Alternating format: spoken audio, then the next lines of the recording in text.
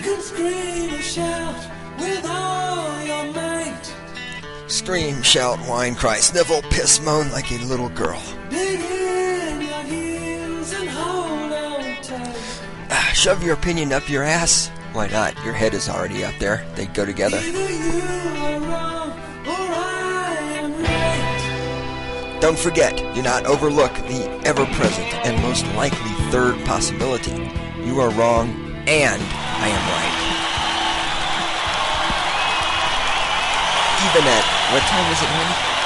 5:24 in the morning. I am still wrong. I mean, it is 5:24 in the morning. I am still right, and you are still wrong. See, I'm so confused. No coffee yet, that's why. The hot tea is not quite doing it. Welcome to another edition of Stating the Obvious. I am your host, Skippy. In the control room is the lovely and adorable Randy. It is, in fact, 5:24 in the morning. We're trying to bang this out before we run on to do other things in our lives. Tea. It is, what's today? 4th of January. I almost said July. I'm so confused. The 4th of July, 2006. This is Stating the Obvious, brought to you by the Cynical Libertarian Society, located at 204eSouth.com/CLS. Email address here at Stating the Obvious is God, that's dog spelled backwards, God at 204eSouth.com. The Stating the Obvious theme song, which is playing in the background right now, is You Know I'm Right by David Gilmour off the 1984 album About Face. That's 3 times I almost screwed up there this morning. So far, we're only, 2 minutes into this. Whew.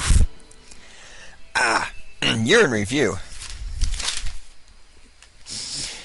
This is from the Westward Year in Review 2005. Just some funny stuff here. In March, a Colorado State University freshman is arrested and charged with felony theft for allegedly lifting more than 200 pairs of women's underwear from the laundry facilities at the Allison Hall dormitory where he lives. CSU cops spent weeks trying to track down the co-eds who have been wrongly separated from their granny pants and tea bags. I'm going to go to college to be an underwear thief. That's great. Governor Bill Owens signs a bill banning buzz-boosting machines called alcohol without liquid, which sends alcohol vapor straight to the brain. Alcohol vapors, which can take hours to show up in a blood alcohol test and are definitely less filling than beer, remain the buzz of choice in calorie-conscious East Coast cities like New York and Miami. Yeah, too bad about that. We could have used that around here. Here's another one of those things. How does the governor get off of banning something like this? I mean, what is the constitutional authority? What is the moral authority? What is any authority that the government has to ban a device such as this? What if I want to inhale some alcohol fumes so that I can get drunk without getting fat? Oh, fatter. That's true. I'm not up to Rush Limbaugh fatness. Not yet. Digging through someone's trash to steal personal information. Oh, don't even think about digging through someone's trash to steal personal information. Colorado is 5th in the nation for identity theft, and it's now a felony to dumpster dive for digits. Number 1, here's another whatever, being made into a felony. We need more federal crimes because the federal government has unlimited money and unlimited supplies. Remember, they're supposed to be protecting us from terrorists, but now they're also going to be protecting us from dumpster divers. It's a felony to dumpster dive for digits. My question is, how do you know when somebody's dumpster diving for digits? People dumpster dive around here, excuse me, all the time. When you're walking by, let's say you're a pig, and you're walking by and you see somebody in a dumpster and they're diving, how do you know they're dumpster diving for digits as opposed to dumpster diving for aluminum cans? Do your psychic powers kick in? Do you run over and taser them like they're a 14-year-old girl in the backseat of your squad car? Do you go home and have sex with a horse so that your colon ruptures and you die? Are you like the editors at the Bullhorn? Do you go back to the police squad and police house, whatever they call them, the pig unit, the pig stall? Do you go back to the pig stall and play with dolls and make them have intercourse with each other? I mean, I don't know. How the fuck do you know when you walk past somebody dumpster diving that they're dumpster diving for digits, as opposed to aluminum cans or the myriad of things which college students throw away? At graduation around here, the dumpsters overflow with the most interesting and fascinating objects you've ever seen in your life. Another law that you gotta wonder, how the hell can it be enforced?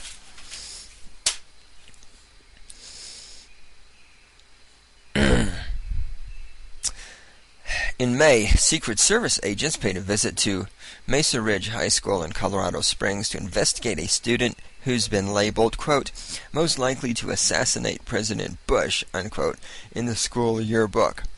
The school's principal blames the yearbook staff for the prank, which made its way into all but 25 of the 600 volumes.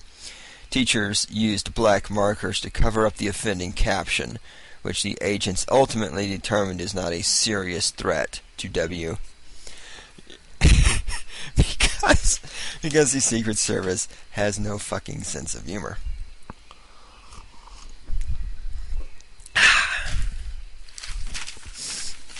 Alright, since on the side of sense of humor, what do I got here? Oh, yes!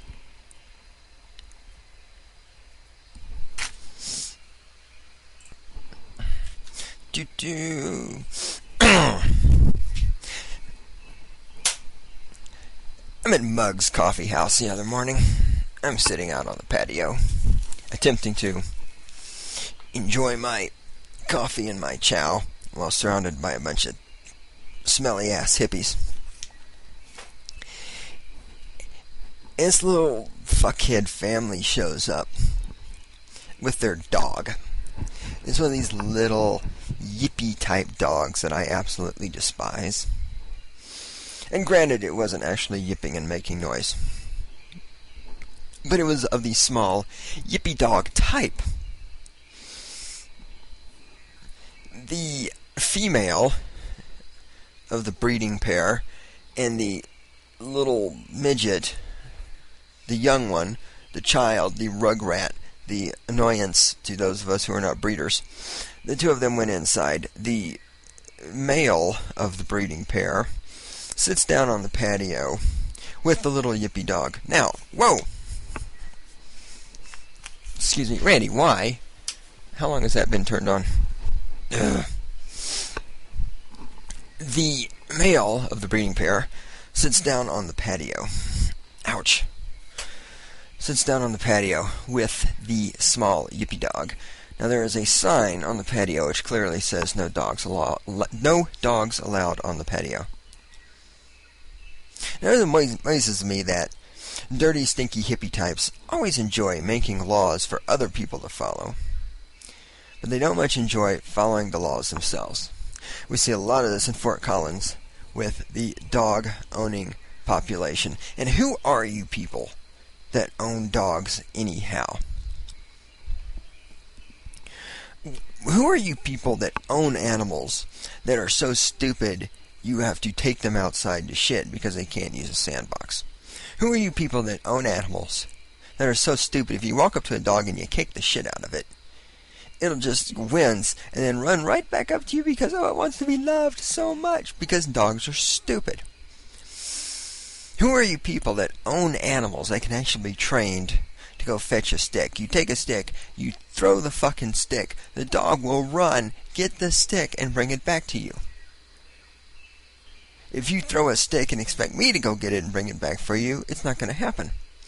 If you throw a stick and expect the cat to go get it for you and bring it back to you, the cat's going to look at you and say, if you wanted the fucking stick, why did you throw it in the first place?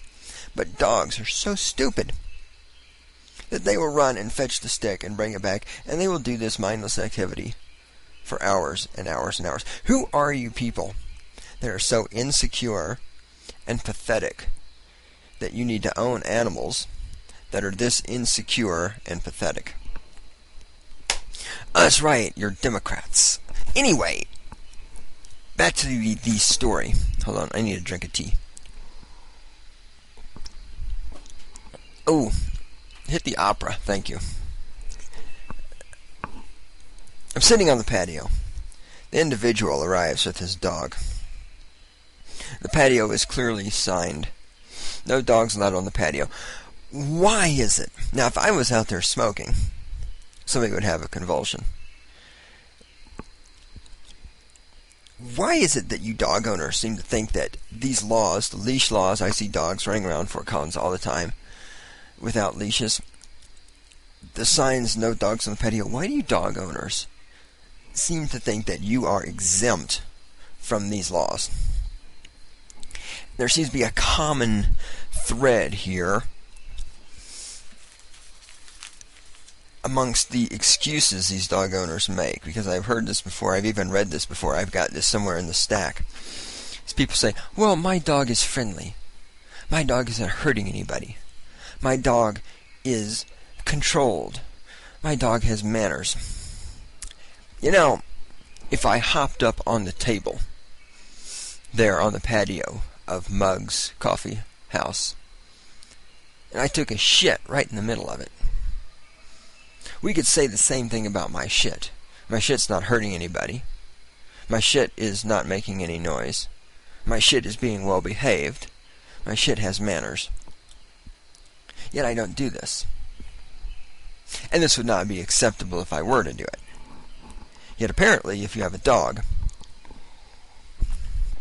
if your dog, unlike your children, is even mildly capable of sitting still for more than 5 seconds, you're under the impression that your dog is special and your dog is well behaved and your dog should be able to break the laws which have been made by the government, which has been elected by dirty, filthy little liberal Democrat voting hippies like yourselves, along with help from the stupid-ass Christian Republican coalitions, the focus on the family and the fag haters and all these other people. But all of you fuckheads together have formed this government. You've elected these idiots, and they've made these laws. And then somehow or another you all run around thinking that you're special. The laws don't actually apply to you. The laws apply to the other people. I think we should, here's a new policy that I think needs to be implemented. If you vote, you need to fucking follow the laws. It's that simple. If you vote, then you have had a voice in the system, and you need to follow the fucking laws that the system created. That includes the laws you don't like, such as putting your dog on a leash and not putting your dog on the patio and keeping nasty little animals away from me. On the subject of nasty little animals, let's talk about, well, hold on, I want to save this. Am I going to talk about this later anyway? I think I am. Let me put that aside for the moment. Here is a hilarious moment. This is from the Rocky Mountain Bullhorn. This is written by one of the editors. Who is this? James Thompson. This is from a column on from the Rocky Mountain Bullhorn's anniversary edition. James Thompson writes, just as important, we've been an independent alternative to the mainstream press. Independence means we're not beholden to anyone, often not even to our own publisher, and certainly, unlike the corporate media, we don't do any favors for pillagers, polluters, and politicians. Contrary to popular opinion, alternative doesn't mean liberal. Thus showing how incredibly, astonishingly out of touch these people. Alternative does not mean liberal. The hell it doesn't. What's interesting, for here in Fort Collins we have two alternative newspapers, the Bullhorn and the Weekly. When they first started off, the Bullhorn was actually the better one, and the Weekly was the much more communist newspaper. I think the roles have somewhat reversed now. The Bullhorn gets worse and worse and worse as far as being a mouthpiece for liberalism, socialism, communism. The Weekly is actually occasionally almost reaches intelligence. Equalizing the income tax. This is a letter from John M. Keflis, I don't know, I don't care. From the Colorado Progressive Coalition. The Colorado Progressive Coalition. Oh, that sounds so touchy-feely. This is a letter he wrote to the Bullhorn. Right now in Congress there is a movement to repeal the estate tax or to reduce it by 80 to 90%. That's $1 trillion over 10 years. It could be used to finance public education, health care for our elderly, better support for our returning soldiers, a safety net for our workers whose jobs have been outsourced, and many more of our community's needs. Now at this point, let me stop and ask the question, are any of these things legitimate functions of the federal government? This money, he says, could be used to finance public education. Well, we shouldn't have public education. Public education has time and time again proven itself to be a complete fucking failure. Talk to any high school graduate. Health care for our elderly. We don't have socialized medicine. Why is the government paying for health care for anybody? Better support for our returned soldiers. Well, the government should support the returning soldiers, but wait a minute, should we maybe not be having the wars they're returning from in the first place? Has anybody thought about that option? Has anybody thought about the fact that Congress hasn't actually declared war since World War II? No, of course not. And remember, all these progressives are, of course, opponents of the war, but they sure want to support the soldiers when it involves tax money. A safety net for our workers whose jobs have been outsourced. Is it the federal government's job to provide a safety net for workers whose jobs have been outsourced? I don't see that in the Constitution. I don't see that any place in there. I continue reading. In 2001, when the estate tax was at full strength, only 2% of all the states in the U.S. paid for it. In Colorado, this was only 742 people. However, if distributed to the states, this money could provide health coverage to 252,000 children in Colorado, where there are currently 177,000 uninsured children. I was pausing because I was reading this again. If distributed to the states, so if you took this money and distributed it to the states, that's more than one state. It could provide health coverage for 252,000 children in Colorado. What about these other states that you're distributing to? I don't know what that sentence exactly means, but I do know what it means. It means, look at you selfish rich people. You want to keep your money, the money that your parents, your heir, whoever, no, your heir, your parents earned this money. They're dead. He's dead. She's dead. Whatever. They want to give the money to you. You should not be allowed to keep it because you are a selfish, rotten bastard. Because you are denying these thousands and thousands of poor children health care. Furthermore, he makes the argument that we should keep taking this money from these people because this money can buy so much health insurance. Well, this money can also buy a lot of beer. But how exactly, again, is that relevant to you as a voter and a member of the Colorado Progressive Coalition being entitled to have the government take money from other people in your name and do with that money what you want to be done with it? And if the government gets that money, do you really think that, do you think that that money is going to be spent for this health care for these poor little children that you're whining about? I mean, the government already takes tons of money away from people. Those of us who actually have a job and work for a living are aware of this. That's why John from the Colorado Progressive Coalition would know this, because he's a hippie without a job. Those of us who already have a job know the government takes huge amounts of money from us already. And yet these poor innocent little children who are dying in the streets don't have health care now. If you give the government more money, they're not going to magically get fucking health care. That money is just going to vanish into the hole. I continue reading. The estate tax was created for a purpose. Yes, it... Alright, let me stifle and finish the paragraph. It ensures that the small percentage of wealthy taxpayers who have the resources to legally avoid paying all sorts of other taxes pay their fair share There it is, the liberals' favorite word, fair share. It should be one word. I know it's two words, Randy, but it should be one word, fair share. Because they say it like it's one, just the way that fucking you Christians invoke God, liberals invoke fair share. And you're not paying their fair share. They're not doing their fair share. Fair share, fair share. We worship the fair share. Pay their fair share and contribute to our national well-being. Fair is fair, and if shared sacrifice is... Let me start again. Fair is fair, and shared sacrifice is shared sacrifice. If we believe in the common good, then we need the estate tax. Our U.S. senators should be looking out for us, not just super wealthy special interest.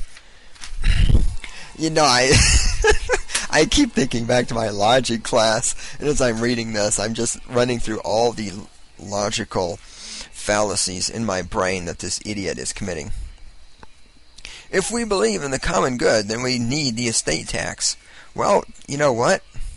There, Mr. Dirty John Hippie from the Colorado Progressive Coalition, I don't believe in the common good. I believe that if you're too stupid to get a job and get some health insurance, you can die in the fucking gutter. And that may sound harsh, but that's the way things are. That's called evolution. It's called survival of the fittest. It's called self-reliance. I don't believe in the fair share. I also don't believe your assertion up here that the estate tax exists, to make sure these people pay their fair share. Why is it fair that people who have more money should have a larger percentage of their money taken away from them than people who have less money? Why is it fair? What exactly is fair about people who do more work receiving more punishment? I mean, it's stealing. Taxes are taking money from people by force. I consider that punishment. Why should you receive more punishment because you've earned more? Because you've created more wealth? Because you've done more good for society? I mean, of course, yes, there are rich people out there who have become rich by accident or by circumstances of birth, and these are worthless, useless people. Certainly, there are lots of those. A lot of them are Hollywood actors who support Democrats. But many of these rich people have done wonderful things, contributed to our society, done great stuff. Why should they be punished? All this is simply a manifestation of liberal Democrats' hatred for rich people. The fair share is this mantra they repeat over and over and over that gives them comfort. Everybody must pay their fair share. Their fair share, their fair share. Their fair share, fair share, fair share.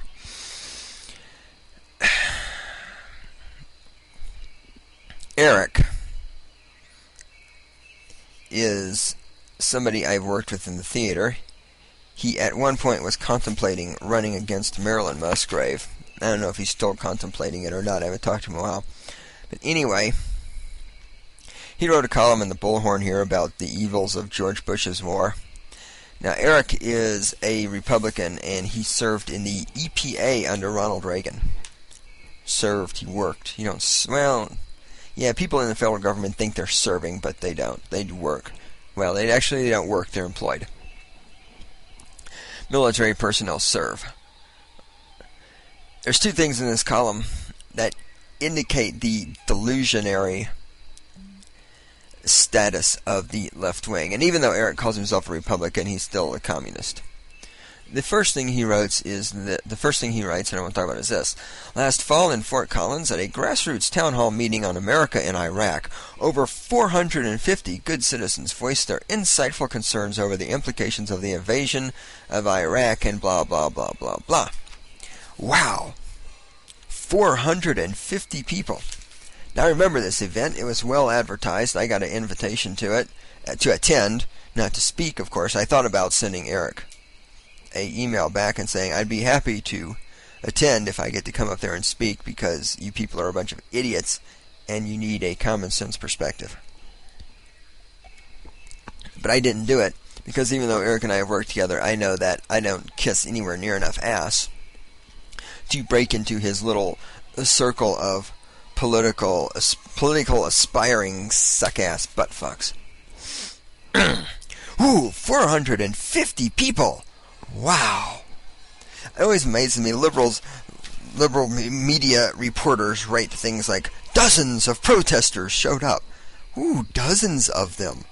Oh my gosh. You know, and I suspect this 450 number is inflated as it is. Here's the other thing he writes. America is not a pure democracy. We are still working on it. And these two short sentences sum up so much of what is wrong with the thinking of the left in this country. America is not yet a pure democracy. Well, America is not supposed to be a pure democracy. America was never intended to be a pure democracy.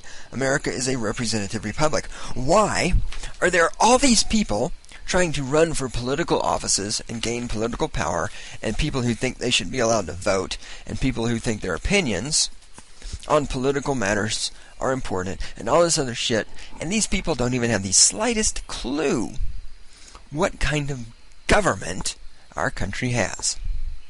For the millionth time, America is not a democracy.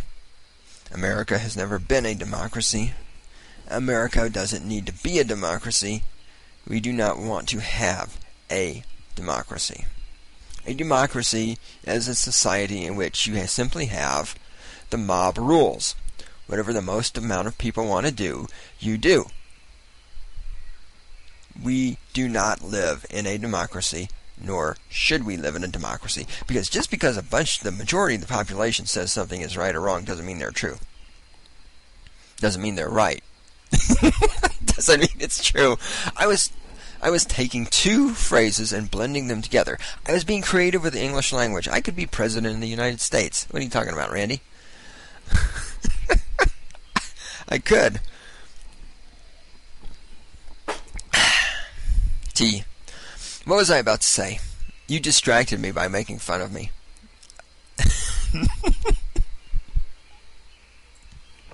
Okay, but seriously. We don't live in a democracy. We don't want to live in a democracy. We live in a representative republic, and we live in a representative republic for a specific reason. Because via the representative republic form of government, it was intended to have done two things. It was intended to, number one, have created a federal government with limited powers. Actually, I don't know if there's going to be two things. I think I'm just going to blend them all together. So let me just forget the numbering system here. Yeah, it's too early to think in numbered list. Okay, I'm just talking. Right? What? Yes. Okay. That's a good one. Okay. The reason we have a representative republic, not a democracy, is that the intention here was to create a federal government with limited powers, so that the ultimate authorities would be the state governments. Because remember, the federal government was created by the state governments. It was the state governments which brought the federal government into existence and gave it its legitimacy. The legitimacy of the federal government derives from the consent of the states. It is, of course, this reason that the succession of the Confederate States of America from the United States was perfectly constitutional and legal, in spite of the bullshit you have read in your history books. And in our society today, we tend to get that backwards. We think the federal government is the supreme form of government, and that all power and all rights and everything else stem from the federal government. And this is not the way it is. It's the way it is in that that's the way we behave. It's not the way it was intended to be, it's not the way it should be, and it's not the right way. In a democracy, you have, as I said, essentially it's just mob rules. Whatever the majority of the people want, the majority of the people get. The point of having a limited form of government, a government that has limits on its powers, is that you can't get away with things like this. Say, for example, we get together and we hold a vote in a democratic country do we want to kill off all the black people because they play basketball? Well, since black people are outnumbered, it's pretty easy for them to lose that vote, and then we get to kill them all because it's a democracy. That's what the majority of the people want. Now, of course, some of you out there, especially the dirty hippies, are saying, well, that would never happen except for the racist, sexist, homophobic, evil, rich, white Republicans, and blah, blah, blah, and blah, blah, blah. The point is, when you're running around asking people's opinions on anything and everything and attempting to govern that way, you don't actually know what you're going to get.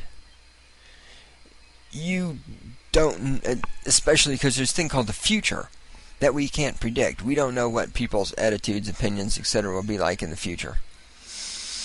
Or on a slightly more realistic level, take gay marriage. What if we decide gay marriage democratically? Well, most people seem to be still opposed to the idea of gay marriage. Yet the advantage of having a representative republic form of government such as we have, if we looked at it without all the bullshit, I mean, if you look at the Constitution of the United States, there's nothing in the Constitution which entitles the federal government to make laws limiting marriage, be it gay, not gay, happy, unhappy, sad, whatever the case. So, under a properly operating constitution, the federal government would have no power to say anything at all about gay marriage, and thus gay marriage would be safe from any form of attack, regulation, or what's the word I'm looking for, Randy? Why is my brain freezing up?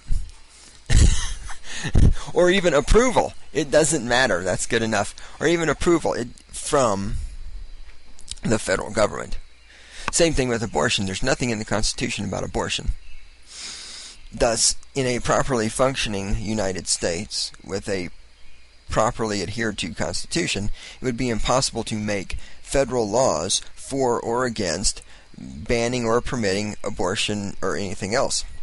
However, if we had a democracy, if we just had this pure, wonderful democracy where everybody gets to fucking vote, and we just do whatever the majority of the people want, it's very easy to end up in a country where abortion is universally legal or illegal, or where gay marriage is universally legal or legal. The point being, we do not want to live in a democracy, and we do not live in a democracy. And this is a good thing, because the majority of you, and then there's one final reason why we don't want to live in a democracy. The majority of you people out there are just stupid. I mean, the last election, thousands and thousands and thousands and thousands of you actually thought that either George Bush or John Kerry are actually capable of being president of the United States, and you went out and voted for these people, and you thought you were actually doing something intelligent and rational and useful to make the world a better place, and in fact you should have been shot in the fucking head. We do not want to live in a democracy because you people are simply not smart enough to live in a democracy. I know it hurts to hear that. I know I'm stating the obvious. I know it's painful. But the truth hurts. You got to get used to it. We have here an interview with actor John... Wake up, Skippy. Wake up. Author John Dicker, who wrote the book. What book did he write? It's one of these anti-Walmart books. If I was an author and my interview is in the newspaper, I would expect the name of the book I wrote to be prominently displayed someplace, and it's not. So, what the fuck did he write? The United States of Walmart. I finally found it. The Bullhorn did not do a very good job advertising for this idiot. Now, the point of everything that's coming, as I read a couple of excerpts of this article from this interview, are to illustrate how incredibly out of touch, as if this needs to be illustrated more, how incredibly out of touch liberals are with the real world and how economics work. Now, listen to this. Walmart charges its below-the-poverty-line employees for health insurance. Oh my God. Walmart makes its employees pay for health insurance? You mean, unlike all the other corporations in existence that give away health insurance for free, Walmart actually makes employees pay for their health insurance? Now, at this point, we won't go into the argument, which I think I've made before, about how health insurance shouldn't go through your employer anyhow, and that's a huge problem. Huge problem with the entire health insurance situation we have in this country that desperately needs to be fixed. But the simple fact of the matter is, we are expressing amazement that Walmart charges its below-the-poverty-line employees for health insurance. Why should these employees not be charged for health insurance? Everybody else, I pay for my health insurance, and I work for the socialist government of the state of Colorado. I have to pay for my health insurance. Where the fuck are these liberals when I'm doling out money for health insurance? Rocky Mountain Bullhorn asked the question, so, Walmart, not exactly the Mother Teresa of corporations, yeah? John Dicker, exactly. No, they're not. Rocky Mountain Bullhorn, were you shocked to find out they're not non-profit? John Dicker, no, I think anyone who even occasionally glances at the headlines would know that they're not a charity organization in the way they present themselves through their PSAs. Here's a newsflash for some of you out there who might be too stupid to know this. Walmart is not a non-profit organization. Walmart is not a charity organization. Now, you may not have known this because you may be completely unaware that businesses exist to make money. This might be something completely new to you because you might be a Democrat. But fortunately, John Dicker has come along and done a powerful expose of Walmart, and he has discovered that in fact they are not a charity, and Walmart is not the Mother Teresa of corporations. Walmart is in fact, ladies and gentlemen, making a profit when you buy things there. Not only are they making a profit, but they are making their employees pay for their health insurance. You need to immediately stop shopping at Walmart. This is incredibly evil. But wait, there's more evilness. There's even more evilness than this. You have no idea how corrupt Walmart is. Just wait until you hear some of these things. Rocky Mountain Bullhorn, you do an excellent job in the book of showing that while the cost of panties may be very low for the shopper, Walmart passes on a certain cost to taxpayers. Okay. John Dicker, they also pass their social responsibilities on to the consumers, which is interesting because it's not wholly unique. There is a dialogue. No one is forced to shop there, but in some communities you almost are. Not only does Walmart make its employees pay for health insurance, not only is Walmart making a profit when you buy things, but Walmart is passing its social responsibilities on to the consumers. Now, what social responsibilities does a Walmart store have that are being passed on to the consumers? You'll note, and you're not going to note because you don't have the whole article, although you could if you go to www.rockymountainbullhorn.com and search for it. I'm assuming they have an archive, and this should be there someplace. What social responsibilities is Walmart passing on? He goes on to say that, there's this dialogue where you're not forced to shop there, but in some communities you are. Well, but what does that have to do with social responsibilities?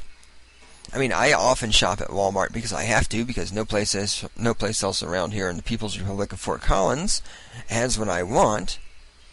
And even if they do, it's incredibly expensive.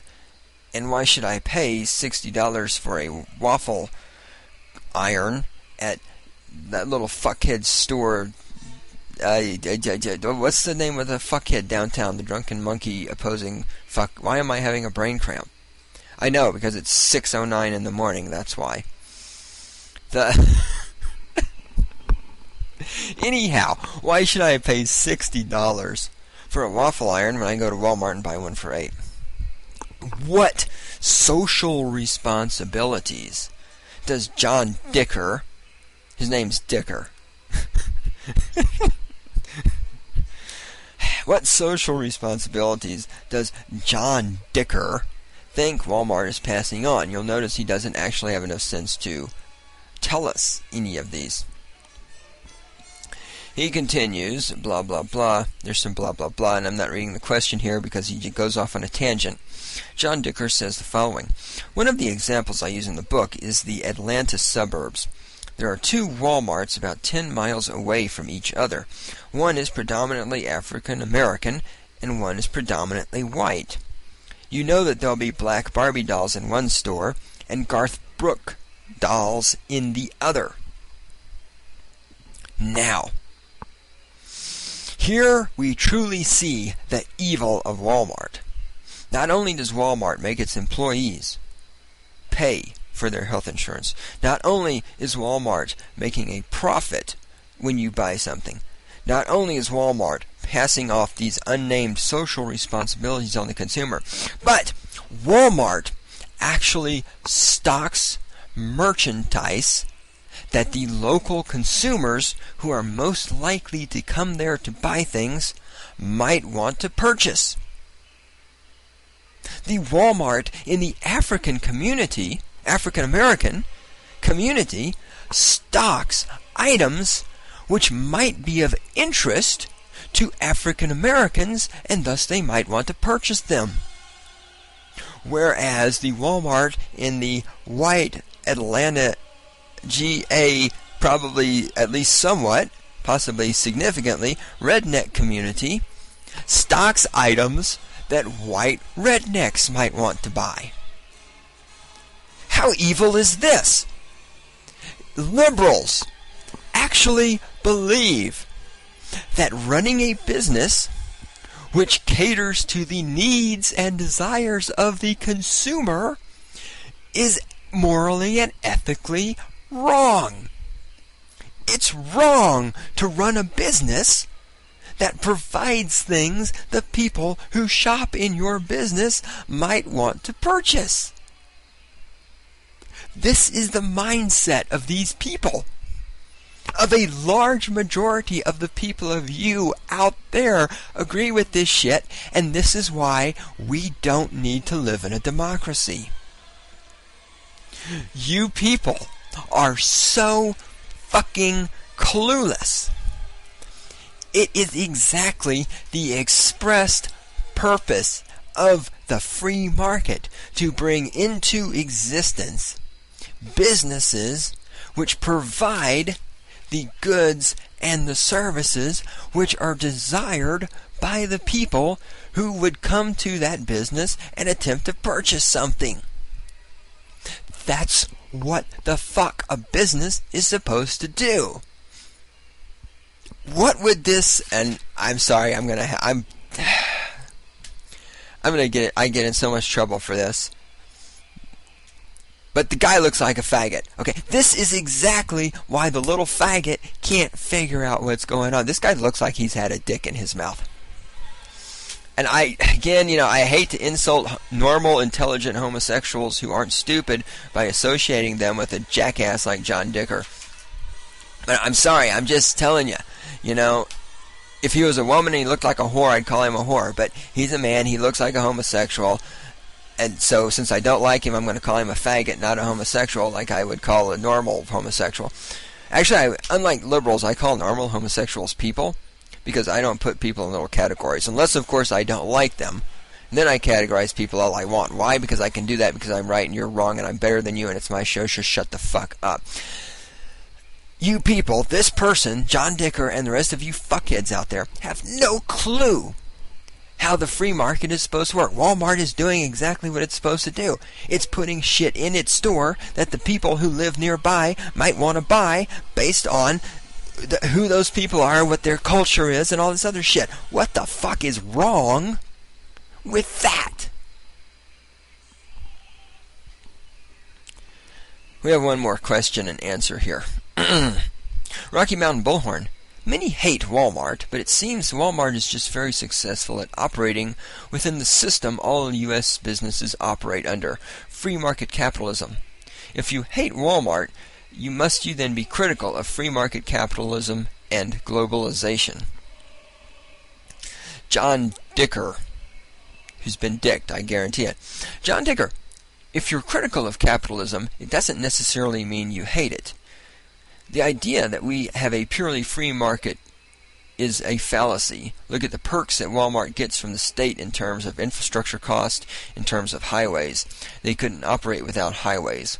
Walmart is a taxpayer, but it's one of many. The idea that the market is totally free is a total ideology victory of the conservative movement in the last generation or so. I always find it interesting that people are insisting that $8.50 an hour jobs are good, and that the flight of the middle-class manufacturing jobs is good for everyone, are those people who make $200,000 a year or more.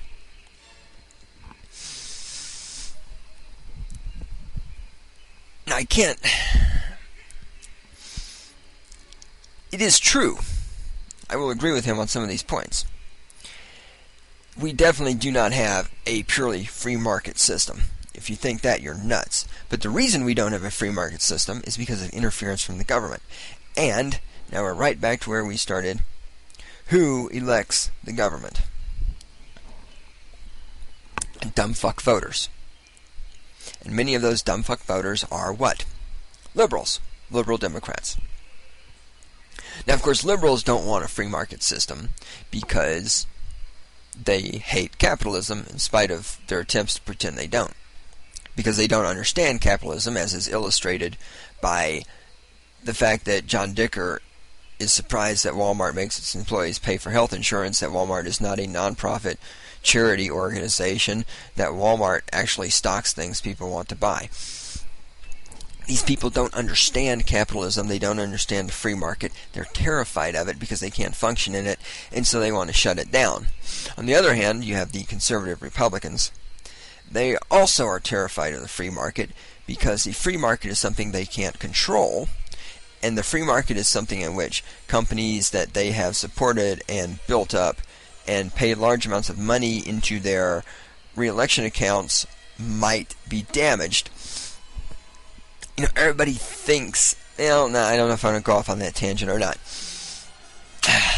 Because we are running short on time. We are going to cut this one short today, Randy, because I got a lot to do.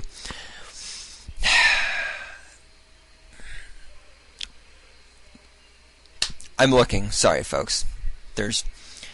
I'm looking and thinking. You don't normally hear this. What? Randy just said, no, you don't normally hear any thinking on this show. She's making a cut at me. It's okay, though. We still love each other. Even if she is a fucking Republican.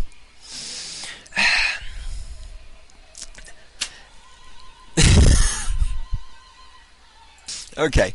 Oh, the other thing he mentions that... Well, and the other thing, he talks about the people making $200,000 a year, saying the $850 an hour jobs are good. Yeah, this is true, but there's a lot of liberals who fall into that category also. But here's what I want to get to that's most important before we get the fuck out of here. You look at the perks that Walmart gets from the state in terms of infrastructure costs, in terms of highways, blah, blah, blah. Now, this is true. Again, this takes me back to the point that we definitely do not live in an actual free market. Walmarts do get an astonishing number of breaks and perks from governments. How many of you know of a case where Walmart moved into your town, neighboring town, whatever, where they got some kind of tax breaks, they got discounts on the land, they got all this shit, because of course the thing that's said is, well, it's going to generate all these jobs. All these jobs will be generated, and therefore we can afford to give this corporation a tax break. And again, here we have the inverse of the estate tax situation, which we just talked about at the beginning of this edition of Stating the Obvious. We are told that evil rich people should be paying more taxes, and so we should raise the estate tax. But then we have corporations like Walmart who get all these tax breaks from governments. Now,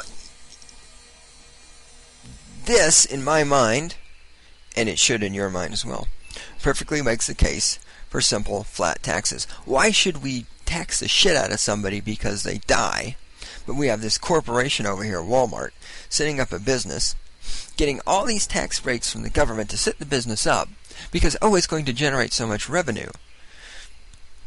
How much revenue is giving people a bunch of $8.50 an hour jobs going to generate, as opposed to if instead of giving Walmart all these fucking tax breaks, you just tax them normally? Because Walmart is not, as John Dicker discovered, a charity organization. Walmart has plenty of money to pay taxes. If you're in a local government somewhere and you're thinking of giving a Walmart a bunch of tax breaks so they can build a store near you, you're a dumb fuck. And if you did give a Walmart a bunch of tax breaks so they could come build a store near you, well, then you're a goddamn dumb fuck. And the simple truth is that most of you out there, apparently, as it seems, by this complete desire you have to live in a democracy, and by this complete lack of understanding you possess about how free market capitalism works, because you're amazed, horrified, and insulted that Walmart actually has products in it that people might want to buy, and forces its employees to pay for their own health insurance. Oh my god. You people are a bunch of dumb fucks. And you people, you goddamn breeders who bring your dogs on the patio while I'm trying to sit outside, read a book, and drink some coffee, you people are fucking stupid. And you breeders, I'm serious about this leash law for children thing. I'm going to research this. I am going to start a movement right here in the People's Republic of Fort Collins to make a leash law for children.